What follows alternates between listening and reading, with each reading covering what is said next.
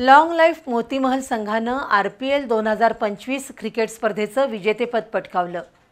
MWG super Kings संघ स्पर्धेत उपविजेता ठरला। रोटरी क्लब ऑफ कोल्हापूर सेंट्रलच्या वतीनं ही स्पर्धा झाली। लॉंग लाईफ मोतीमहल संघाचा कर्णधार सचिन गाडगीळ, मालिकावीर, उत्कृष्ट फलंदाज, उत्कृष्ट क्षेत्ररक्षक तर याच संघाचा राकेश घाणेकर उत्कृष्ट गोलंदाज ठरला। रोटरी क्लब ऑफ कोल्हापूर सेंट्रलच्या वतीनं मेरीवेदर मैदानावर प्रकाश झोतातील RPL क्रिकेट स्पर्धा पार पडली। स्पर्धेच्या अंतिम सामन्यात लॉंग लाईफ मोतीमहल संघानं प्रथम फलंदाजी करताना 10 षटकात 101 धावा केल्या।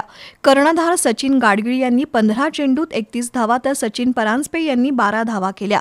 MWG सुपर किंग्स संघाकडून डॉ. समीर कोतवाल, दर्शन सावंत यांनी प्रत्येकी 2 तर रवी मायदेव, रवी खोत यांनी प्रत्येकी 1 बळी मिळवला।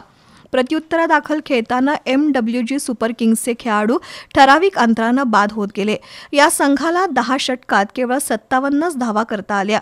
राकेश घाणेकरनं 2 तर प्रवीण काजवे आणि आदर्श शेट्टी यांनी प्रत्येकी 1 बळी घेतला।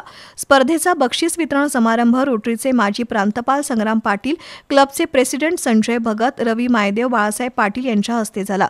यावेळी सेक्रेटरी रवी खोत, प्राचार्य डॉ. महादेव नरके, रविराज शिंदे, संग्राम शेवरे, निलेश पाटील, दाजीबा पाटील, अभिजित भोसले, राजेश अडके, संजय कदम, अविनाश चिकनीस, संदीप साळोखे, डॉ. अभिजित माने यांच्यासह रोटेरियन उपस्थित होते।